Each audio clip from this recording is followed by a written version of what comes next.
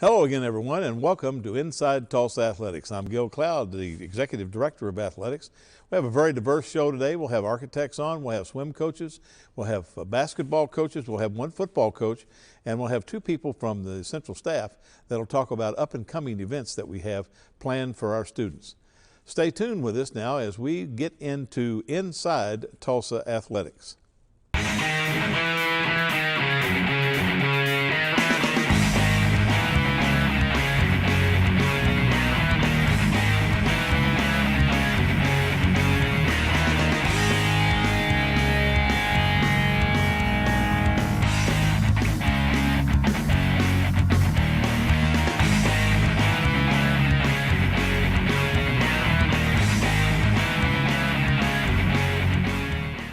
Well, welcome to Inside Tulsa Athletics, and today our first guest is David Reed, the principal from Sparks Reed Architects, and David has been on the job with us since 2010 and has done some great work. David, welcome to the show. Thank you. Let's talk a little bit about what Sparks Reed has done with Tulsa over the past 10 years now. Yes, sir. Yes, 2010, and we were fortunately awarded Booker T. Washington and Edison, and then Memorial Field Houses in that 2010 bond. And obviously Booker T was our first project, and to work with Tulsa Public Schools and the team there. And it's been a great relationship, and it's certainly been an honor and a pleasure for me and our team to be a part of Tulsa Public Schools athletics. Well, you've built and designed some really outstanding facilities. The Nate Harris Fieldhouse at Booker T. Washington was the first one. We dedicated that on my third day on the job. I was there with Dr. Ballard and everything, and I went to work on Tuesday, and we dedicated on Friday. And so I'd been here 3 days, and the appreciation for good facilities. I had been fortunate in my career, having been at Union and places, Northeastern, and places where we built things before. But that was really, truly a stake in the ground that, hey, we're committed to high school athletics in this community. The bond was overwhelmingly passed in 2010 and 2015. Yes, sir. And so when you go into those facilities, what are some of the procedures that you have to look to gain what the client wants?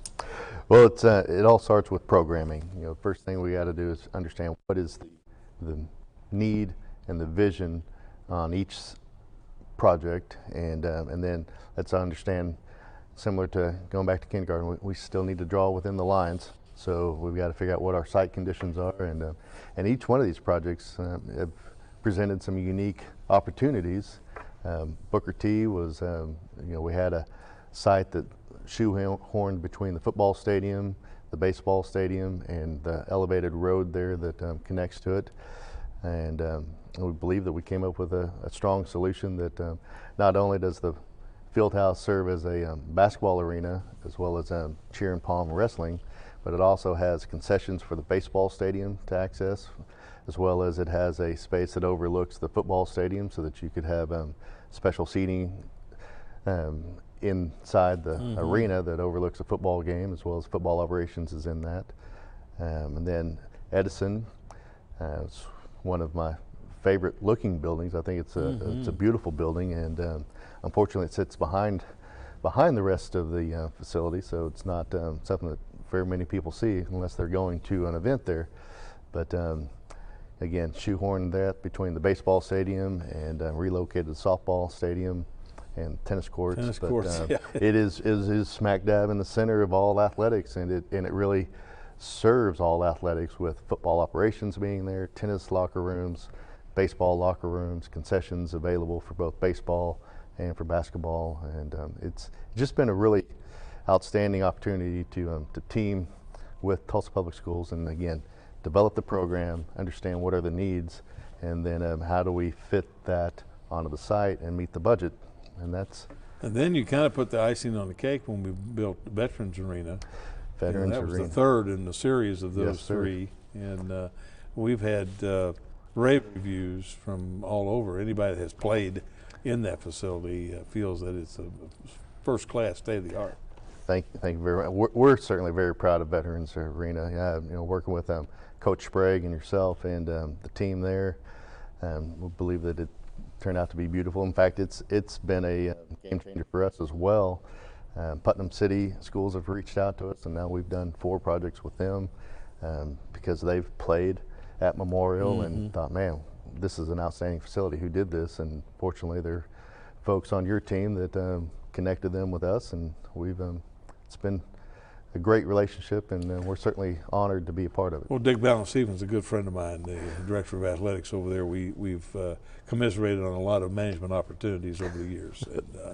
And so then in the 15 bond issue, Yes, sir. we got the McLean Fieldhouse, which is yet to be named, but hopefully in the next month we'll have a recommendation for the board on that. And that seems to be really accepted well by the teams that played there. We were there on opening night.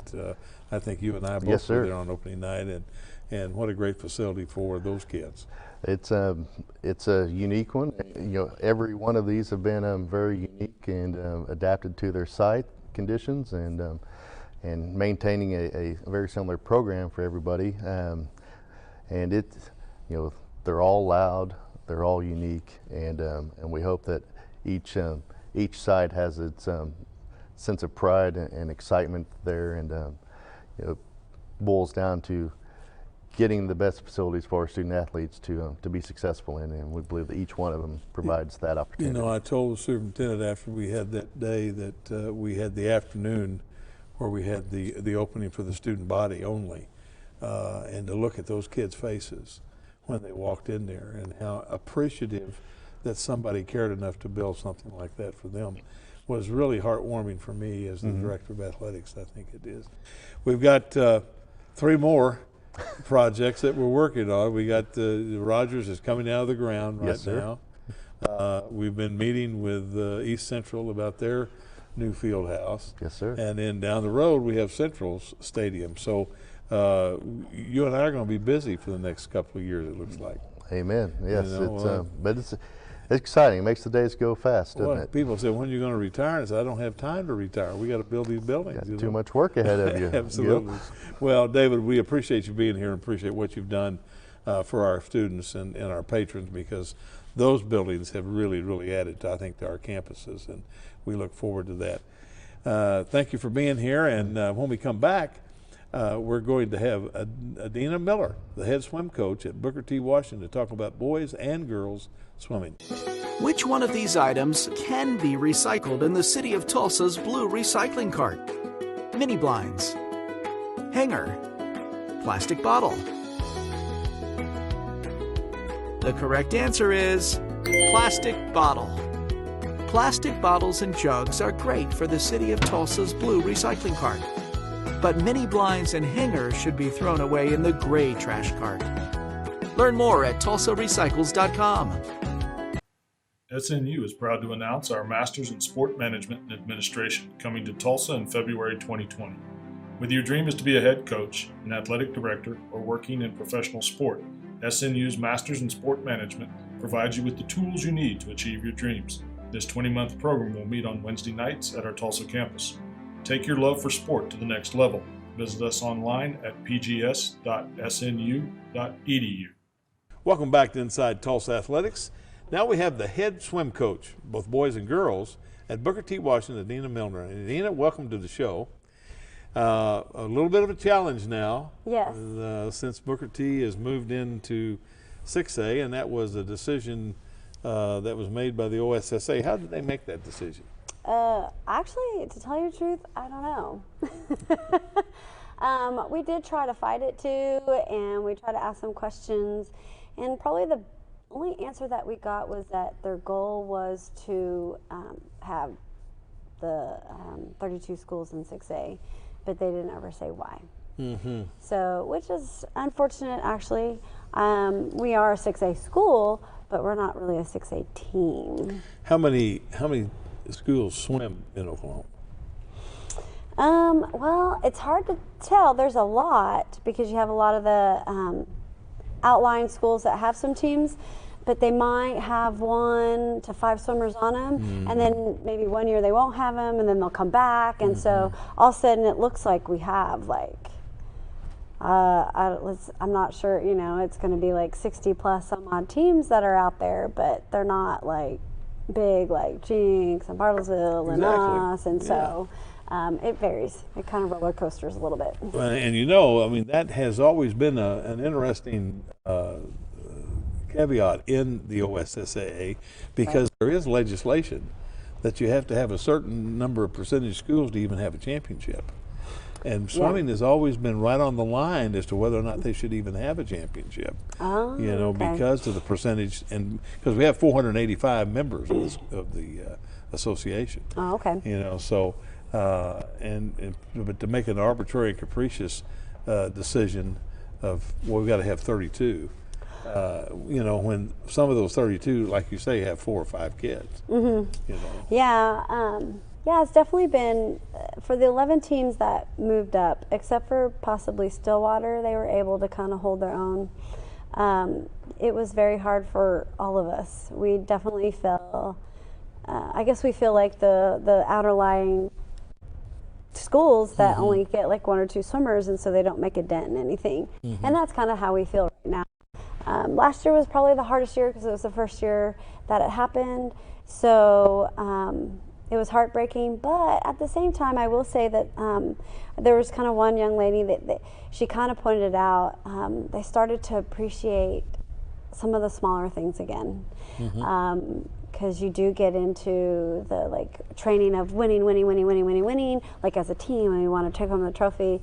And this time it was, they made it into the top 8 for the relay, and they were so excited. Or one of the girls made it in, because we didn't have very many swimmers that actually made it to the second day. And so when the one young lady made it in, the whole team's cheering for the one girl. So there was an appreciation kind of again for the finer things of swimming.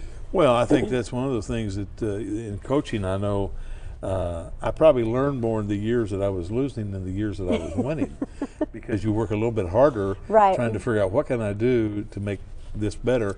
And I think the student athlete who really wants to achieve is going to be in the same realm. You know, I got to do just a little bit more to qualify or whatever it is. So how's your team look this year? They're doing really well. We've gone to a few meets, have definitely surprised us. Like, I was like, okay, we did better than we thought. We had some pool problems all of November. Our pool was probably almost shut down for almost the whole of November, and so we were over at the Hutcherson Y swimming 20 kids in 2 lanes. 40 kids total, but 20 in 2 lanes. It was quite interesting way to start off the season. But we had the swimming world help us out. Illegal let us use their pool a couple of times so that we could host some meets. And so with that being said, I think the kids still kept coming to practice, kept trucking on, and so they fared out pretty well, I think. So we'll see how we do. We got Frontier Conference tomorrow out at Jinx, and I think that'll help give us a little bit of inkling of maybe where we are and what we need to do. Sure.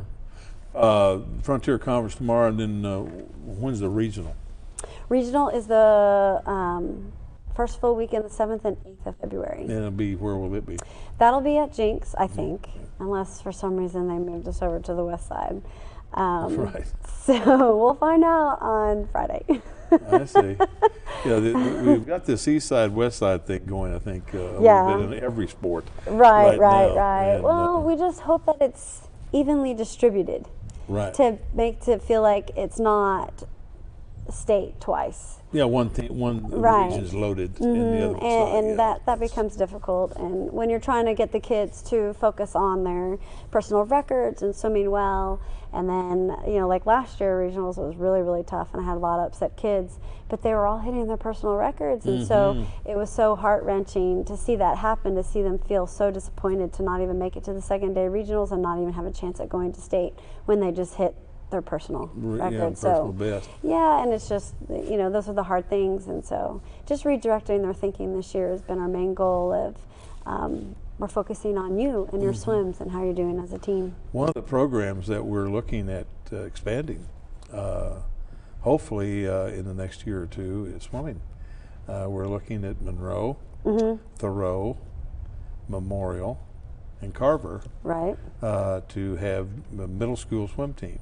Okay. And if we put those together, that creates a lot more swimmers Yes. for the Tulsa Public Schools, and hopefully we'll build the program where we have more available students and we'll be able to compete at that 6A level. That would be, yeah, that would be really great. That is one thing that I've always been saying is, you know, they don't just come to high school and just decide to swim. Swim, right. You know, so it is something that you have kids, and so with that being said, that might help, you know, just with DPS, because a lot of times what happens is swimmers decide to go to Jinx because Right. they already have a full program. Correct. And so we don't want to lose those kids who wanted to stay Exactly. just because of that. So Well, thank you for being here. Hope you have a great rest of the season. thank you. And when we come back, we'll have Krystel Markwardt, the athletic director at Will Rogers High School. Being an athlete at Booker T. Washington has taught me to carry myself with class as an athlete, student, and friend, and to have responsibility on and off the field. Being an athlete at Memorial High School has taught me to be a better person, because when you play sports, attitude is the main thing you have to deal with, not just your own, but other people's. It also teaches you to be the bigger person.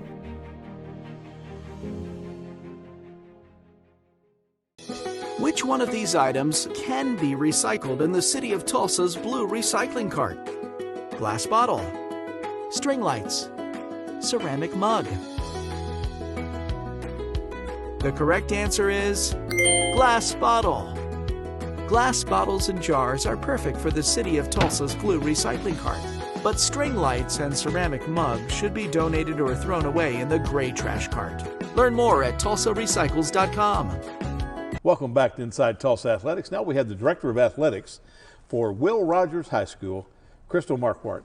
Krystel, welcome to the show, and a busy time at Rogers right now, isn't it? It is. The stadium is coming, and we're working on that with all the construction. We've got all of our winter sports going, and we're doing well right now. Let's talk about basketball a little bit. Boy, we've really kind of played well early, haven't we? We have played really well. Our girls and our boys are both ranked. Our boys are actually playing tonight for the championship at the Oologah tournament.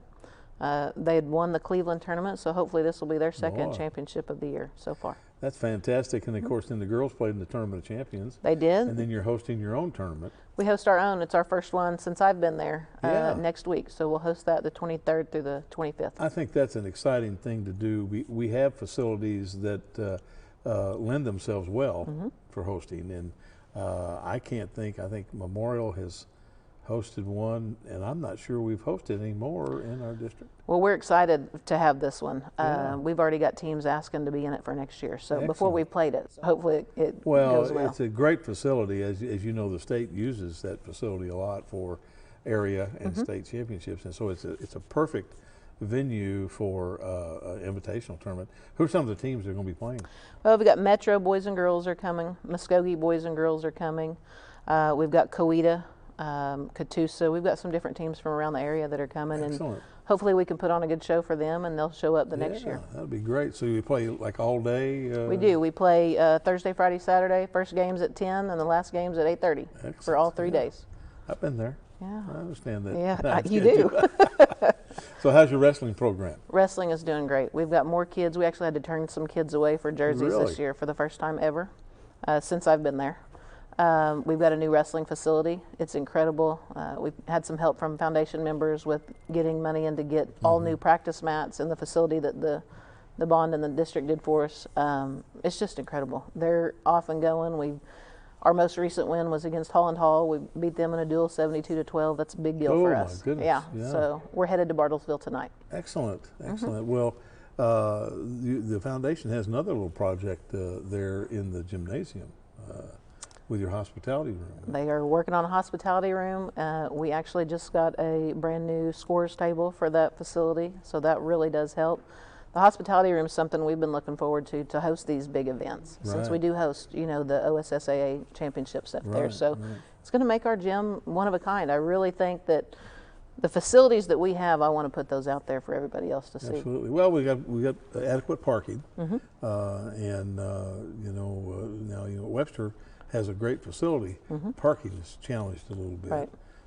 but at Memorial we have good parking.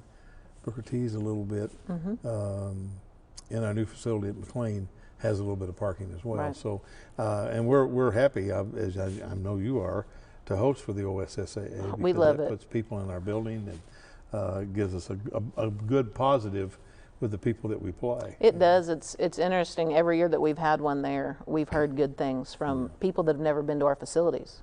Yeah. You know, they don't always, they don't get to see those unless they show up for a game, and they're impressed. One of the phenomena that I have enjoyed here, the first 2 or 3 years that I was here, 12, 13, 14, I would get calls and people would say, now, is it safe to go to East Central or is it safe to go to Rogers? We still get those calls. Yeah, well, I don't, because I think what people have really found out when they come, that they're going to be entertained and they're going to be safe, and it's a great environment because we have good facilities and we have good people out there like you. We hosted a 3A tournament there a couple of years ago, and we had some calls from some smaller schools. Just now, can we come there at these games? We have some night games. What do we? It's fine. You're close to Midtown Tulsa. Right. You will be just fine. Yeah, So. yeah. Well, I think most of our locations, I have no qualm at all going to any of our school sites. Well, we've got the stadium, We do. and this really is a build it and they will come. We're really hoping That's what we hope. but I think it's going to be a very unique facility. How do you look forward to that? I'm going to tell you where we look forward to it the most is being able to house our kids in a real weight room and training facility. Our coaches are so excited about that. That's probably the thing that they talk about the most, that means the most to our programs. Not just football, but soccer and track and everything else. Well, it's amazing to me that the dressing room you use now is the dressing room that I dressed in 1962. Well, there you go. That tells you where we are. That's exactly right. I mean, it is the same one. I've toured it 2 or 3 times, and it is very, very interesting that we've sustained over that period of time, and it's due. I think we're really due there to, and I think what a great facility in the middle of Tulsa. It's awesome. I think not just for athletics, but to be able to possibly host some different things down there. Yeah, Not just for our sports teams, but we're excited. The neighborhood's excited. Our kids are excited to be able to stay after school for a game. Absolutely, yeah. To have fans and. Want to have a track meet at Yes. a track Well, invitational, or we're looking forward to having some track meets there and too. soccer Right. as well. I mean, the facility is going to be used A lot. a great deal, and I think that's why we build them. That's right. For that. We're excited. And you won't have to share. We won't have to share, and we won't have to continue to ride buses to our home games. Yeah. That's a big thing for us. Which Rogers has done since Forever, I played. right. We used to Right. drive to Scully Stadium, except when we lose, we'd have to walk back. I'm gonna say you probably ran back. Yeah, we did. Well, I tell you what, it's an exciting time there, and I certainly am happy for you guys. And it's another part of what we've done here in Tulsa over the last 10 years, with the 2010 bond issue and the 2015 bond issue. It's put us in a position to be able to provide these kind of facilities for our student athletes, our coaches, and athletic directors, and we're really excited about what the future of athletics, I think, will be in Tulsa. So, well, I'm glad you're here today. Thank you. Thanks for coming, and good luck to the Ropers for the rest of the year, and hopefully we'll see them in the state championships. Thank you very much. All right. Well, we'll see. Nate West will be here with us next with the East Central basketball story, and after these messages. I love Will Rogers Athletics because it helped me physically, spiritually, and emotionally through all the journeys I've been through at that school. All of the support staff helped me a lot, and it's just an amazing school. Athletics at Will Rogers changed my life because it became a second family. With the support of my coaches and teammates, it's helped me gain confidence, work as a team, and will help me in college and in life. Welcome back to Inside Tulsa Athletics, and today we have a special guest, the head basketball coach at East Central High School, Nate West. He's also the Dean of Students. Nate, welcome to the show. I appreciate you having me. Well, I tell you, basketball season, we're here in January now, and we've been through tournament time. We got other tournaments coming up. Tell us about East Central boys basketball. Well, we play really hard. We've got a great spirit about us. The kids have bought into being Cardinals. They got each other's back, and we play together. we're 7-3. We've got quality competition coming up. Our 3 losses was against Broken Arrow. They've got a great team. I think they're like 11 or 12-1. And Owasso, we lost 2 on Thursday. We were right there with them in the fourth quarter, with like 45 seconds to play. They've got a great team. And then we lost to Webster, and Webster's got a really good team. Webster and Broken Arrow, they went into triple overtime over the weekend. So we're doing a lot of good things. We got a ways to go. We're sitting right at midway through the season, so there's still plenty of improvement for our team. Well, you look forward to your first year as the head coach. Yeah. What are some of the things that may have surprised you that you didn't know as an assistant coach? The biggest thing I'm learning is how to problem solve, how to put our kids and our team in the best position so that they can maximize what they're working with, so we can get more out of them. Just get the most out of them. So there's where kids need to go on the court, and what shots we need to take, and what defense to run, and all that stuff. Just problem solving, because we've learned a lot through our 10 games, and so we got to keep figuring out how to get better and better and make our team the best it can be. Well, it's a little bit different when you're the guy calling the timeouts, isn't it? No doubt, no doubt. Mm-hmm. Well, you've got a good start at 7-3, and Yeah. we're excited about that. I think to look forward to what you have coming. How many players do you have out for basketball? We've got about 23 kids out. Our seniors, we have 8 seniors. I think we have 6 or 7 juniors, and then we got around 9 sophomores. And so we're pretty solid in all 3 of those classes, and they're great kids. Love working with them. They hit that practice court. They're ready to practice. No complaints. I love them. Well, that's good. As you look at the rest of your season, probably tomorrow's a big game for you. It is a big game. You have when you play in the Green Country Conference, every game night is a big game, Mm-hmm. isn't it? Yeah.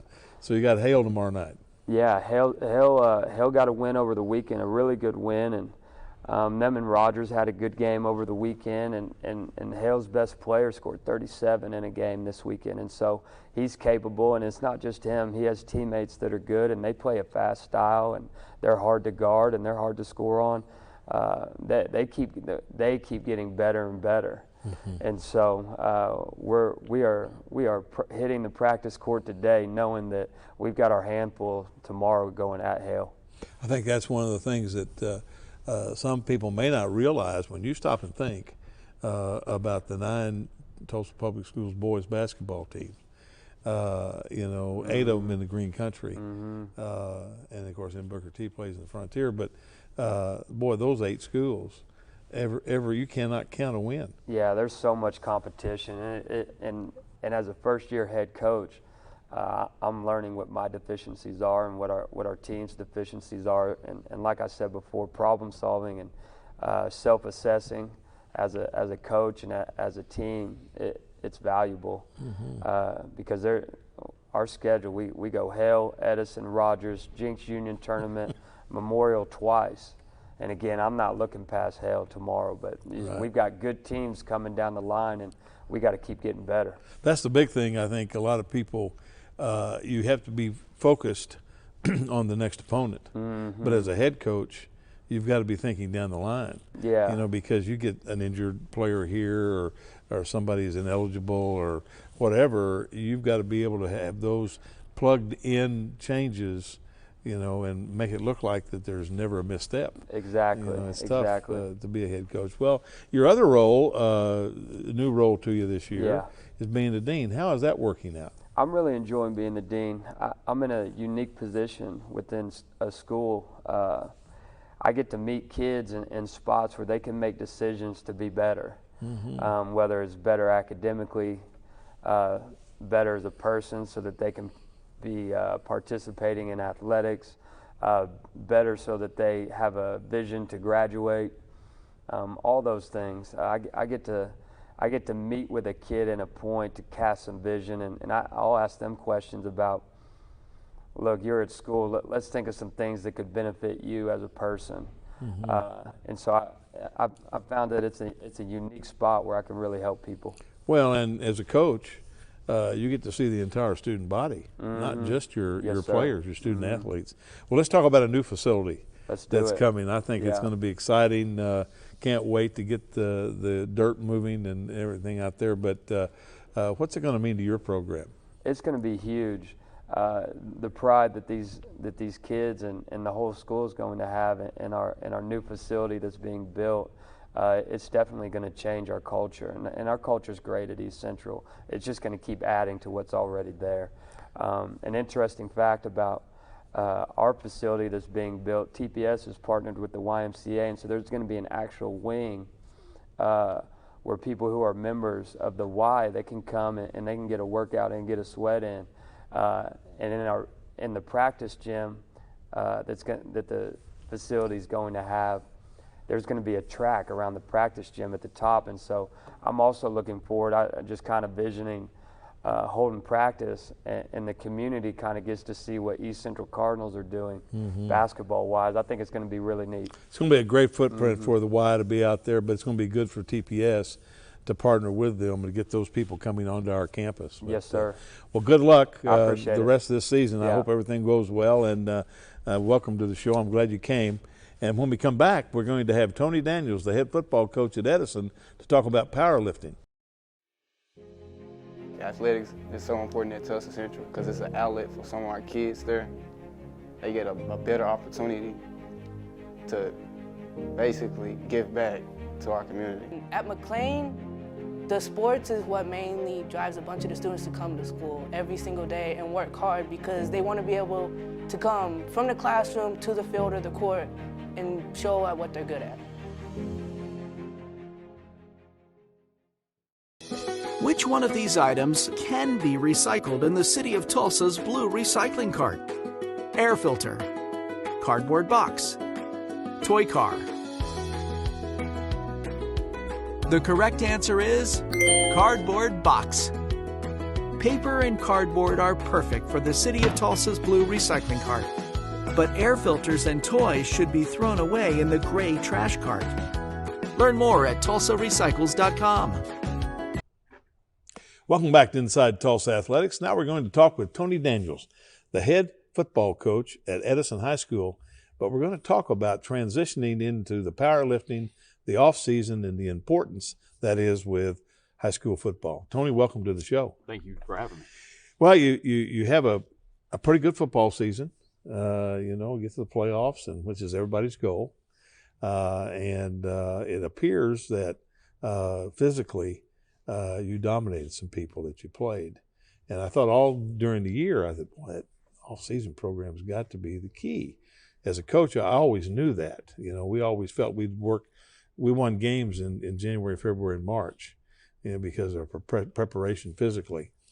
But the powerlifting was not quite as prevalent as it is today in Oklahoma and Texas. So let's talk about a little bit. What is powerlifting, and how does it affect your program as a football coach? So you can kind of correlate it with wrestling. So you go up against other individuals. It could be a male, it could be female, and which we're trying to have at Edison, where we have some female athletes that are coming with us that are going to compete. But you go up against male or female individually, and the way that we kind of take its course is it's competing. It's all about competing. And we feel like if you can kind of keep that kind of atmosphere, that culture all year round, it definitely makes you better. So the first year that I got here, we had the Edison kids that had played different sports, that were in powerlifting. And those kids, you see a benefit, in the short 4 years that you have. You are able to go into a powerlifting meet and you go up against another 128 pounds, and there are different ranges just like what you have for wrestling. And you go out and you go up and compete against others that might be a 9th grader all the way up to 12th grade. And when we compete, we try and say we're competing against ourselves. We want better numbers than maybe 3 weeks previous of where we were, but we just try and build the kids up and do a really good job of building that foundation to get them ready and prepared for football season.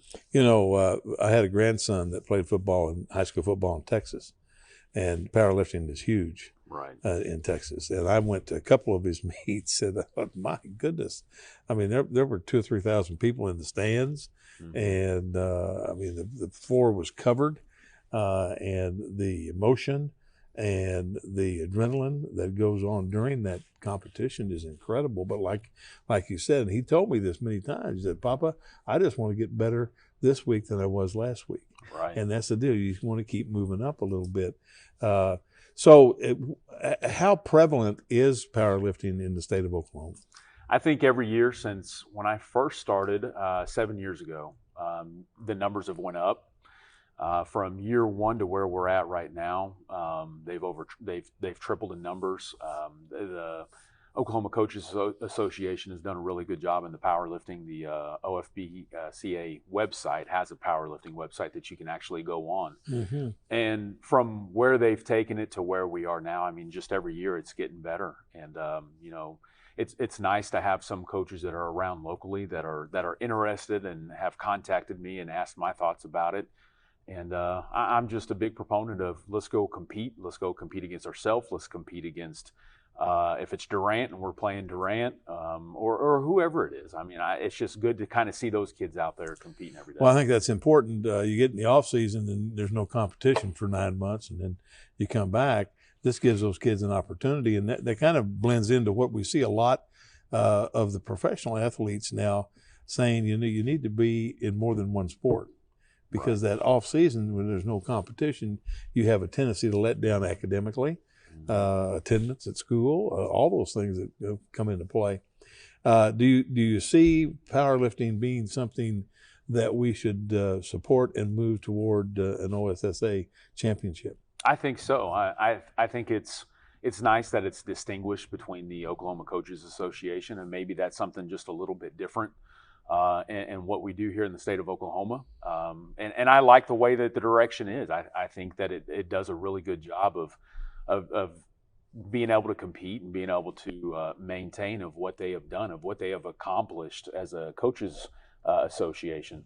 But I think when you kind of get down to the gist of everything, there are a lot of schools that don't even participate. There are a lot of schools that really don't even know about it. I think that it would definitely increase numbers if it ended up going to the OSSAA. Well, I think it would too. Yeah, I think it would. Well, let's briefly tell our viewers about if I go to a powerlifting meet, what am I going to see? How many different exercises do they do, and how long does it take, and all that?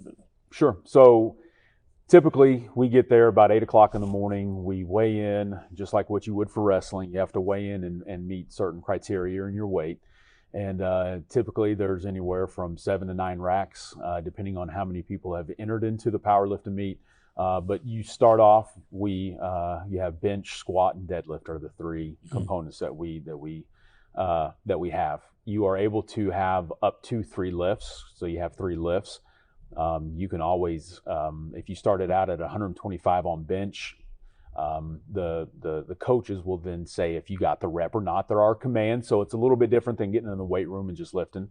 So it is controlled. You move it, you get the weight. You can say I'd like to go ahead and go to 130. But then it kind of comes down, the art of it is you have other kids that are competing against other kids. So you have to watch what they're doing too. So you get out there, it's usually gymnasium floors. So you get there, we're not up to the 2,000-3,000, spectators, but I know every year that I've went, it's just getting bigger and bigger. Yeah.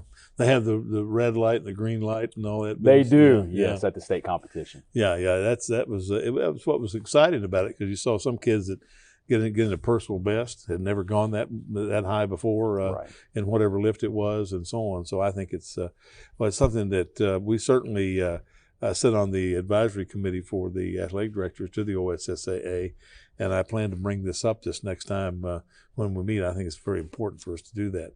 Tony, thank you for being here today. Thank you. And when we come back, we're going to have Jen Sanders, assistant athletic director, to talk about some of the bike club and the races that are going on. Being an athlete at Nathan Hills means that you have to be consistent, outgoing, and be dedicated because students at Nathan Hill look up to the football team. Being an athlete at Nathan Hill has taught me to be confident and disciplined, and always to be open-minded and always ready to work with people, no matter how difficult it is.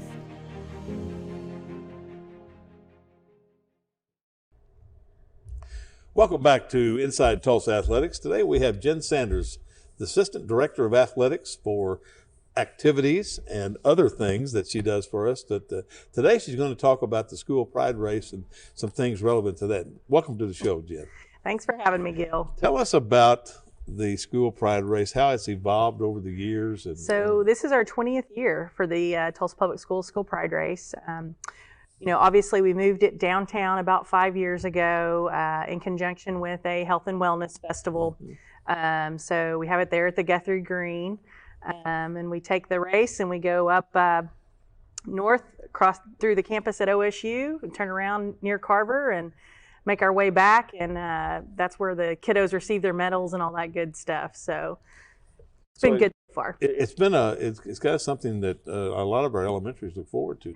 That's right. You know, the winner of the school with the most participants, they win $1,000 worth of PE equipment. Second place gets $500. So we've really made it a huge contest for our elementary kiddos. They also receive the Kristen Hutcherson Trophy. Kristen was one of our PE teachers at Hoover, who passed away a few years ago with the flu. And Hoover won our race and with the most participants for years and years. Last year, Council Oak obviously won, and they were the proud recipients of that trophy. But we really try to honor Kristen and her name, and that's why the trophy is named after her. So kids are excited. So how do kids get entered in the So race? each one of our PE teachers, they've received the paper registrations, so families can fill those out and send them back to the school. The PE teachers will then get those to our office, and then once we get all the race packets, we'll pack everything up and take those out to the schools and be delivered to the schools so that parents have an easy way to pick those race packets up. Now, is this just limited to students? No, we invite all members of the community. So everyone in Tulsa is invited. We also have an online page. So if you go to runsignup.com, enter the Tulsa School Pride Race, you can enter online. So that's really easy, and we'll have packet pickup at the service center as well. So we're also looking for more health and wellness vendors. We'll have quite a few. We already have a new vendor this year. Soccer City is going to be there to promote some of their activities, and then we'll have usually Tulsa Rugby, Tulsa Rowing. We'll have some different groups that sponsor lacrosse and things like that. We're always looking for different activities to get kids active, to get those kids outside and playing, and give them opportunities to stay healthy. Now, do we have a bike component to this? Yes, there's at 8 a.m. it kicks off with a bike ride. Now, this is not a race. We have to tell the kids that as they're coming through the finish line, slow down, it's not a race. We don't want anyone to get hurt. But yeah, we have a 5K bike ride, and all of our bike club kiddos have the ability to enter. And so anyone else that wants to come out, bring your bike. You can do the 5K ride. You're more than welcome to also enter the 5K run. Or even if you're just a family member and you guys want to do the 1 mile fun run or walk, we have that available as well. Can they enter that morning? They can. We'll open our registration that morning at 7 a.m. And folks that want to register on the day of can walk up and register, and then we'll have a race bib for them and a t-shirt and all that good stuff ready to go. Oh, that's great. So there's really no excuse. There's no excuse. I mean, you can come right up to the moment and get in the race. That's right. This is the best time. Start out this decade with a new 5K run. Absolutely. That sounds really good. I'll think about that. Talk to me about bike PE. So bike PE is something we've incorporated. We've partnered with Humble & Sons and Bike Club, and we have piloted bike PE in 3 of our schools. So one of our schools, we're targeting 3rd graders because we know that that's kind of the age you really start learning how to ride a bike.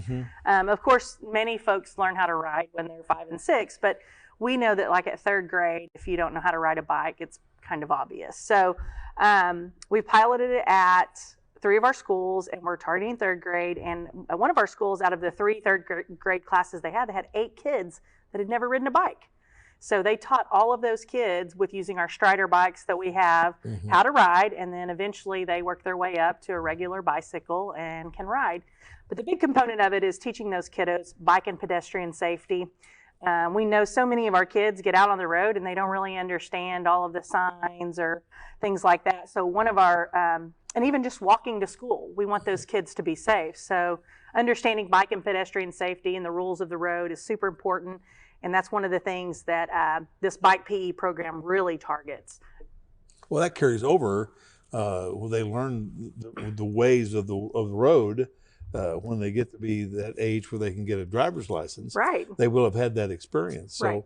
I think the earlier the better. And of course, the superintendent's charged us with having every kid be able to ride a bicycle. Yeah, and we're working on that. I mean, that's kind of the idea of this bike PE program. We've taken this fleet of bikes and we transition them from one school to the other.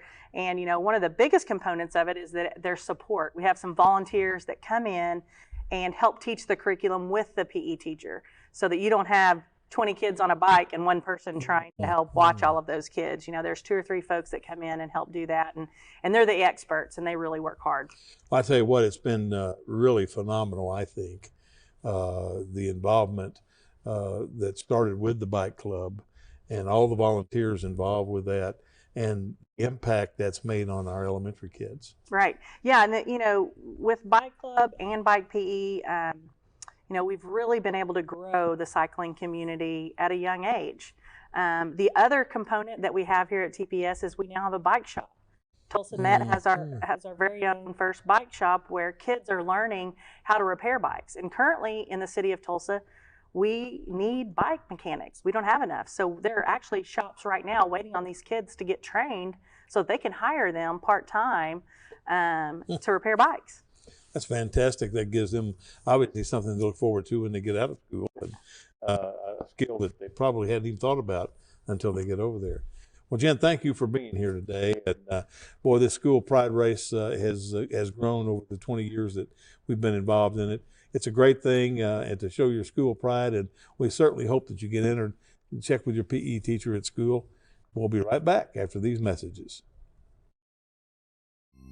I am a high school student athlete, which means I'm still learning some of life's most important lessons. I am learning how to persevere through difficult and challenging times. And about determination and playing for my teammates. I'm learning to respect my opponent. Through participating in activities at my school. Mom, Dad, Coach. With time, I won't remember the wins and losses. But I will remember what I learned about how you acted towards my teammates, opponents, officials, and other fans. What lessons do you want me to learn? Sportsmanship is everyone's responsibility. Do the right thing. This message was brought to you by the Oklahoma Secondary School Activities Association. Welcome back to Inside Tulsa Athletics. Now we have Mick Wilson, our Deputy Director of Athletics. And boy, Mick, we've got another big showcase in February down at the BOK. Yes, we do, and we'll be ready on the first Saturday in February to throw the ball up and watch some good basketball in a great venue. It's a great venue, a great opportunity for kids, and really that basketball junkie that wants to see good basketball can spend the day at the BOK. You'll be able to, for sure, and you'll be able to see really some good high school basketball. The excitement the kids bring by walking into a world-class venue like the BOK Center will be an outstanding and probably a memorable experience for some of these kids that have never been in that place before. And really the basketball part of it kind of goes to the side when these kids really think about the experience that they're getting ready to get to have, and really the excitement and the enthusiasm, and just being able to walk into that place and know that people are coming to watch you, and you're not going to an Elton John concert or Travis Scott or something like that. So it's a great day for kids, and it's really an experience of a lifetime. Or a Thunder exhibition game. Yeah, absolutely. I mean, I think that's the key. It is a NBA class facility. There's no question. 18,000 seats, and the enormity of it, the video board in the center, and everything that goes along with that experience for a student athlete to be able to play in that. I've told this story many times, but we had the little girl from Booker T that said, my God, my senior year was as good as it could be. We played the Tournament of Champions and the BOK Showcase in the state tournament. And to have a single day match up with those others is really important for these kids. Well, it's been such an honor on our side, Gil, that we've been able to be involved with this now since its inception, and to be looking back to where we've come from to where we're at now, and the experience and the quality basketball, and even to see some of the players that have come through. It's been a great experience for me as well to be able to say that it's a big part of Tulsa Public Schools and a part of our basketball community to be a part of that, and it's been exciting to see and how it's really evolved over the years. And of course, we had a couple different times where we've had some hiccups due to scheduling and some things like that, but for the most part, it's been everything we thought it could be, and it's been such a great experience for the basketball fan in Northeast Oklahoma and Tulsa County. That's been our goal always, is to make a memorable experience for these kids. I think that, and coaches, to be able to have coached in a facility like that in prime time and you know, Saturday in February. I mean, it's getting close to tournament time then, and your preparation and everything. Let's tell our viewers a little bit about how it works. How were the teams picked, and what actually is that game on their schedule? Well, what happens is we start going through, and obviously you always are looking for some of the top teams in the area. And it's difficult sometimes because you're actually kind of unhitching a girls and boys basketball game, because the boys team at a particular school may be really, really good, and their girls team maybe not quite up to that level, and that you're going to want to move to that game into that venue. So there's always some catchiness in to be able to do that. But so you look for not only the good teams, but then you also start looking for a marquee player, a player that's going to sell tickets people want to see. And so you start looking for those type of things in your girls and boys teams. And so you take a game off of a particular school's schedule, regular season.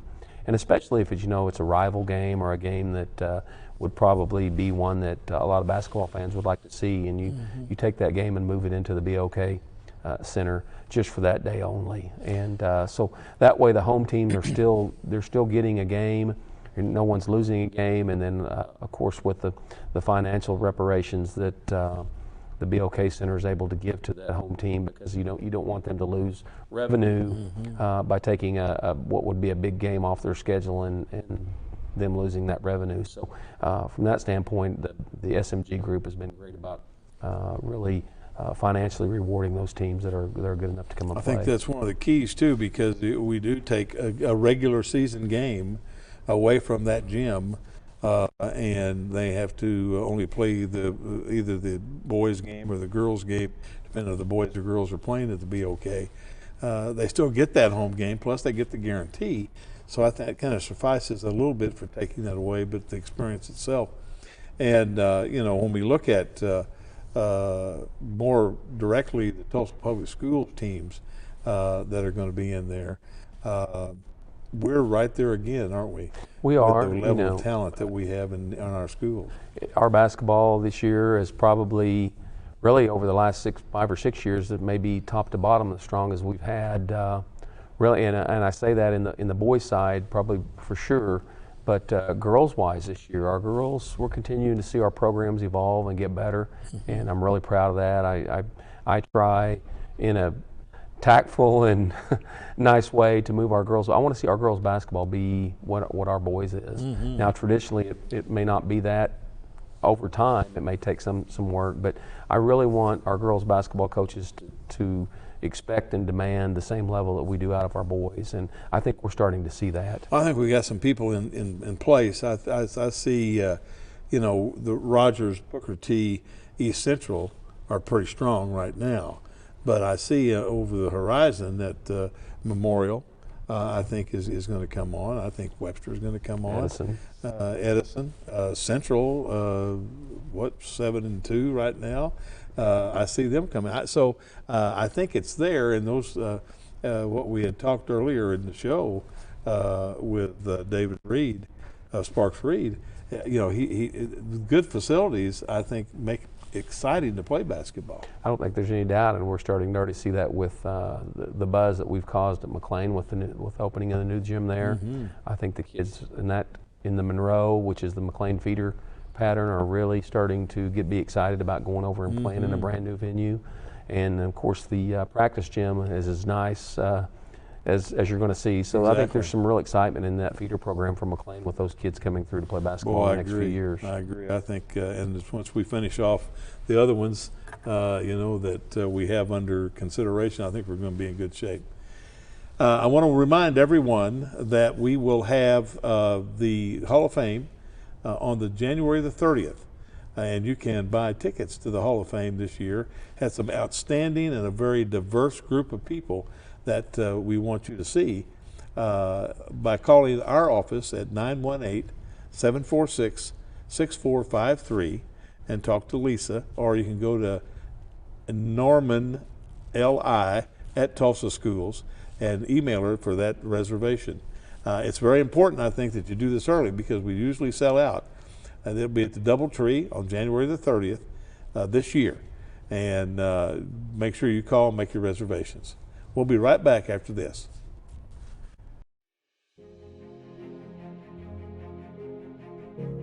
Being an athlete at Edison High School has taught me to work as a team rather than as an individual.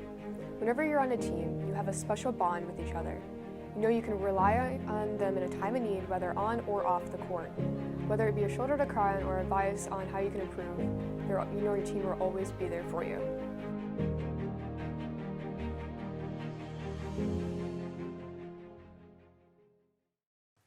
SNU is proud to announce our Masters in Sport Management and Administration coming to Tulsa in February 2020.